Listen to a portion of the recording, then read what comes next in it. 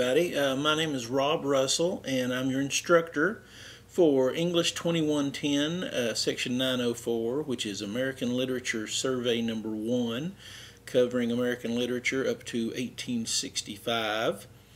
And this is the first, basically the first sort of audio lecture, which is really not a lecture, it's just an introduction to the course and sort of an orientation to how you should be going through the course. You should start with Module 1 under Content on D2L, and this particular recording here will be the first thing that you see in Module 1. It'll be Item A. After that is a document that says Welcome to American Lit 1, and that includes some tips on sort of how to be successful in the course, as well as more orientation to how you should go through the course. Other things in this module that are important, of course, are the syllabus. Definitely read the syllabus, because that's basically our contract for how this course is going to work. A section on avoiding plagiarism. We will have some short writings that you do in here, as well as one longer writing assignment, and so you'll need to make sure that you are successfully avoiding plagiarism. More tips on reading, because reading is really the most difficult aspect of this course, just like any literature survey course is. And finally in the module is the first discussion forum that you should participate in, which is introductions, and you can follow the link off content to do that. As you look down, you should be able to see Module 2 as well, which is the first, which is your weekly assignments, and the first of that is under Week 1. You'll see several things under there that I want to point out so that you sort of understand how this works. The first thing under there will be your reading assignments for the week, which will outline what are the authors and the page numbers in the Norton Anthology that you should read. There'll be a link under that, a section for lecture, and so there'll be an audio slash video, and you can download it either way. You can get it as a video, which is basically just the audio track with a picture or two on there. And then, of course, there's the slides that I follow when I lecture to sort of keep me on task, and that you can go ahead and print out and maybe use that to keep your notes.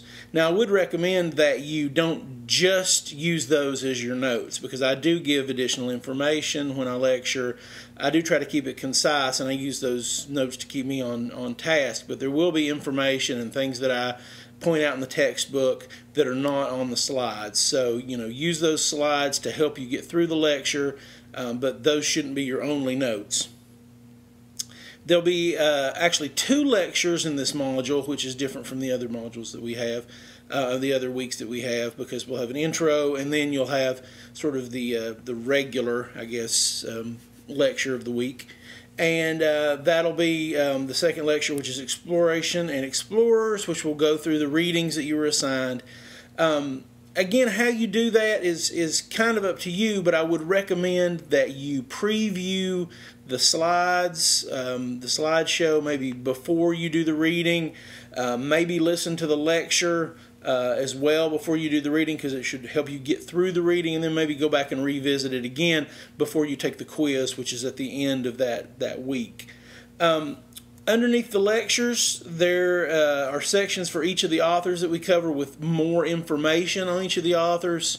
These are links. Some come from the textbook website, some come from university websites, some are actually Wikipedia entries that have links to interesting things that might help you understand and contextualize the author that we're studying. So I would recommend that you take a look at those things. They can be pretty interesting, and they can also help you understand sort of where these authors fit in the grand scheme of things, and culturally and historically how they're an important part of American literature. After the authors, which in this week are Cabeza de Vaca, Thomas Harriot, and John Smith, you will find at the end of Week 1 a discussion link, which you should follow and participate in that discussion, following the instructions there, and then a Week 1 reading quiz. There'll be a reading quiz at the end of most weeks. Well, every week that we have readings, you'll have a reading quiz, and it is a timed quiz. You have to use the Lockdown browser, which when you get to it for the first time, you'll get a link to download the Lockdown browser. And that's basically just to sort of keep you from surfing for the answers on the net. Now, you can use your books, you can use your notes. I recommend you do so. It's a 10-question quiz, and it's timed for 30 minutes, which should be, if you've read the material and you've got some notes, you shouldn't have any trouble completing it in 30 minutes. And I just didn't want to make it completely open-ended. It is a quiz after all. But those will help you, make sure that you understand the material that you're reading. They'll help you prepare for the exams that we're going to have, the 3 exams. And there's a feature in there that you can actually take the quiz twice. I've set each quiz up like that if you score at least 50% on it the first time, you can take it a second time.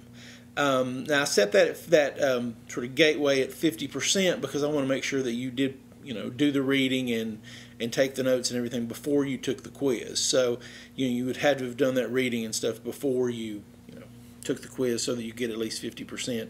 But that gives you a chance that if you didn't quite get it or didn't quite understand the way that I worded the questions, it gives you another shot at taking the quiz. That's pretty much it, sort of my introduction to the course. When you go to the discussion forum, the introductions discussion forum, if you have any questions, please send them my way. Make sure you read the syllabus. Make sure you read all of the information in that first sort of introductory module, because that will really help you do well in the course. And good luck.